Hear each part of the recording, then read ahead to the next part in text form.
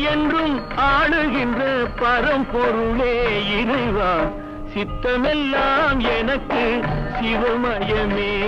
உன்னை சேவித்த கரங்களுக்கு இல்லை பயமே. சித்தமெல்லாம் எனக்கு சிவமயமே இறைவா.